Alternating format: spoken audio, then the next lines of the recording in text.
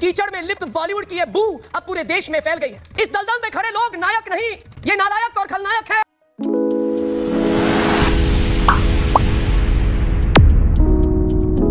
सुशांत सिंह राजपूत वाले मामले को लेकर अगर हम बात करें तो इस मामले में 3 साल पूरे होने के बाद भी कुछ बड़ी अपडेट नहीं निकल के आती है। पर आज फाइनली एक बड़े एक्टर ने सुशांत को लेकर एक बड़ी बात बोली है और उनकी इन बातों को सुनने के बाद लगता है कि आखिरकार क्या इस पूरे मामले का सच यही है। और दूसरी तरफ अगर हम बात करें तो आपको कल हमने बताया था कि किस तरीके से एक बंगाली टीवी एक्ट्रेस थी जिनकी डेथ हो गई है एक एक्सीडेंट में, और कहीं ना कहीं धीरे धीरे हम बहुत सारे कलाकारों को खो रहे हैं। और साथ में समीर वानखेड़े जी को लेकर एक अच्छी खबर निकल के आ रही है कोर्ट की तरफ से। वो क्या है बताएंगे आपको डिटेल में, पर सबसे पहले आपको बता दिया जाए सुशांत सिंह राजपूत वाला मामला जो 3 साल लगभग होने वाले हैं इस पूरे मामले को, और सीबीआई अभी तक इस पूरे मामले में कोई बड़ी अपडेट नहीं दे रही है। जबकि इस देश की जनता सुशांत के फैंस हो या फिर उनको चाहने वाले जो लोग हैं वो आज भी मांग करते हैं लगातार इस पूरे मामले की फाइनल कंक्लूजन की, और साथ में वो ट्विटर पे रोज ट्रेंड करवाते हैं सुशांत सिंह राजपूत का नाम। और आज भी सुशांत को जीवित रखने में उनके फैंस का बहुत अहम रोल है। और बता दिया जाए इस पूरे मामले में कोई बड़ी अपडेट निकल के ना आने के बावजूद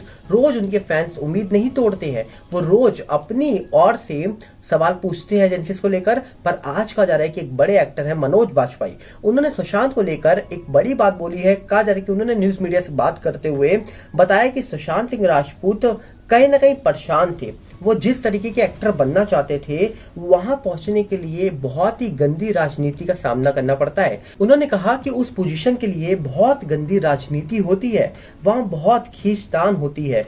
और साथ में लिखते हैं कि वो सब वो नहीं झेल पा रहा था, उस राजनीति को, उस गंदी राजनीति को कहीं ना कहीं झेलने की क्षमता उसमें नहीं थी, ऐसा कहना है मनोज बाजपेयी का। वो सहन नहीं कर पा रहा था क्योंकि वो बच्चा था।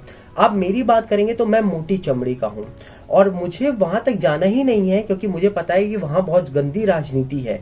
इन्होंने साथ में एक बहुत बड़ी बात और बोली है। इनका कहना है कि एसएसआर की लाइन और मेरी लाइन जो है वो बहुत अलग है। सुशांत वहां पहुंचना चाहते थे जहां शाहरुख खान है, और कहीं ना कहीं वहां पहुंचने के लिए बहुत ही गंदी राजनीति का सामना करना पड़ता है जिसे हर कोई सहन नहीं कर सकता। सुशांत इस राजनीति के कारण उदास था और कहीं ना कहीं इस राजनीति के कारण ही आज हमने उसको खो दिया है।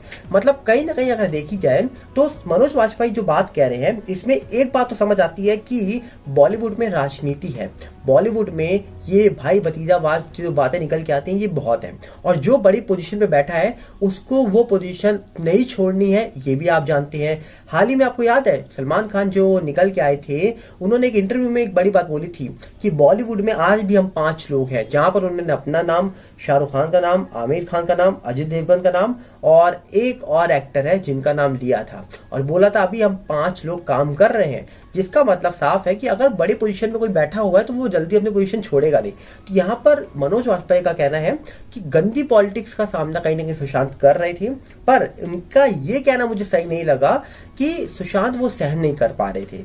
देखिए जिस तरीके का वो इंसान था, अगर वो इंसान एक ऐसे बैकग्राउंड से आकर जहां पर वो कुछ भी नहीं था, पढ़ाई में टॉपर था, पर जिस फील्ड में उसने कदम रखा वहां कोई उसका अपना नहीं था, उसके बावजूद इतना नाम कमाया, और उसके लिए कोई ऐसा शब्द यूज करे कि उसके पास वो क्षमता नहीं थी या फिर उसके पास वो सहन करने की ताकत नहीं थी उस पॉलिटिक्स को, तो ये नहीं मानूंगा मैं।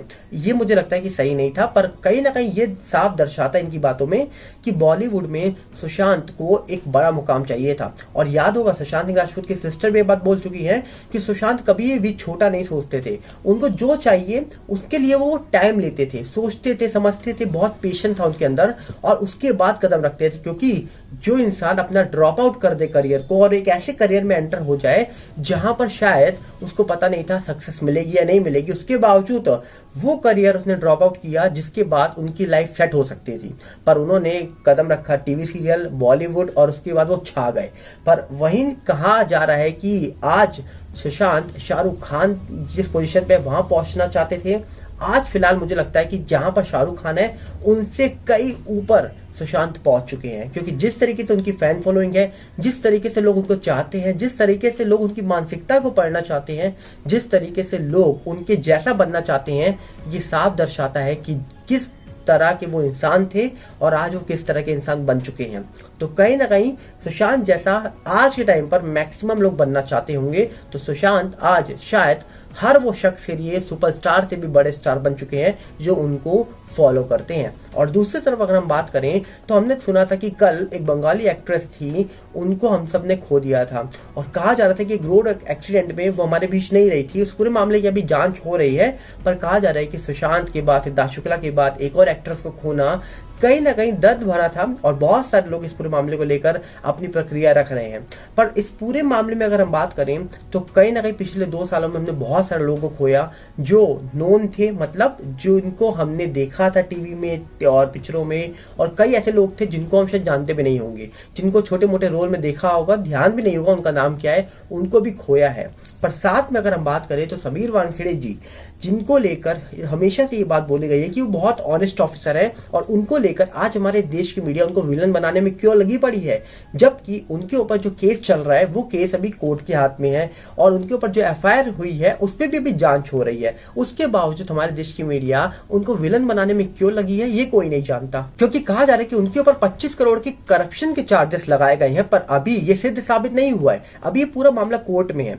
समीर वानखेड़े जी का साफ कहना है कि ये बदले की भावना से सब कुछ हुआ है और साथ में कहा जा रहा है कि कोर्ट, जो बॉम्बे हाई कोर्ट है, उन्होंने भी बड़ा फैसला सुना दिया। पहले कहा जा रहा था कि 5 दिन के लिए उनको प्रोटेक्शन मिली थी कि उनको कोई अरेस्ट नहीं कर सकता। अब कहा जा रहा है कि बॉम्बे हाई कोर्ट ने कह दिया कि 8 जून को अगली सुनवाई होगी और तब तक समीर वानखेड़े जी को कोई अरेस्ट नहीं कर सकता। और साथ में उन्होंने एक बड़ा फैसला और सुनाया है कि 7 जून तक समीर वानखेड़े की जो टीम है वो अपना पक्ष रख सकती है और सीबीआई जो जांच करी इस पूरे मामले की वो अपना पक्ष 3 जून तक रख सकती है कोर्ट में। पर सबसे बड़ा सवाल यह है कि इस पूरे मामले में अंत में क्या निकलेगा ये तो कोई नहीं जानता, ये तो कोर्ट का फैसला जब निकलेगा तभी पता लगेगा। पर जिस तरीके से मामला चल रहा है, जिस तरीके से समीर वानखेड़े जी बार बार बोलते हैं कि सत्य में जयते, तो लगता है कि इस पूरे मामले का जब सच बाहर आएगा तो लोग समझ जाएंगे कौन अच्छा, कौन बुरा, कौन सही, कौन गलत। पर कहीं ना कहीं आज भी समीर वानखेड़े जी को जिस तरीके से लोग फॉलो कर रहे हैं, जिस तरीके से उनके बारे में अगर हम पढ़ते हैं तो लगता है कि डेफिनेटली अगर बनना है ऑफिसर तो समीर वानखेड़े जी हमेशा से जब ड्रग पैडलर को पकड़ते थे, जब हम देखते थे सुशांत केस में ये आए थे तो इन्होंने बड़े बड़े लोगों को पूछताछ के लिए बुलाया था। वो बड़े लोग जो छोटी कार में कभी बैठते नहीं थे, पर एनसीबी के ऑफिस आने के टाइम पर उनको भी छोटी कार में आना पड़ा था। तो सोचिए एक ऐसा ऑफिसर जिनकी तारीफ खुद शाहरुख खान कर रहे हैं, उनकी चैट पढ़िएगा जो चैट बाहर आई है, जो शख्स समीर वानखेड़े जी की तारीफ कर रहा है और दूसरी तरफ लोग आरोप लगा रहे हैं कि 25 करोड़ रुपए मांगे इस शख्स ने शाहरुख खान से, तो कहीं ना कहीं ये बातें हजम नहीं होती हैं। इन बातों का फैसला तभी होगा जब कोर्ट अपने पक्ष रखेगा। पर हमको तो यही लगता है कि इस मामले में जल्द जब कुछ सच निकल के आएगा बाहर तो जीत किसकी होगी ये बताने की आपको जरूरत नहीं है। पर आपको क्या लगता है, आप अपनी राय कमेंट बॉक्स में रख सकते हैं। पर साथ में देखने वाला विषय होगा कि इस पूरे मामले में निकल के क्या आएगा, वक्त ही बताएगा। इंतजार करेंगे उस पल का, उस बात का कि क्या निकल के आने वाला है इस पूरे मामले को लेकर।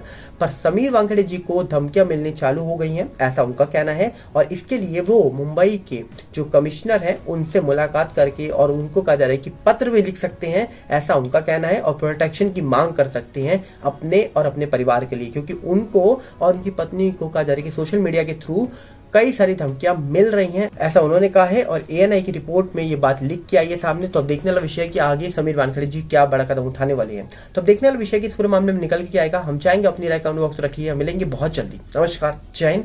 साथ में आपसे अपील करेंगे कि आप हमारे फेसबुक और टेलीग्राम चैनल से जुड़ जाइए जिसका लिंक डिस्क्रिप्शन में है। मिलते हैं बहुत जल्दी।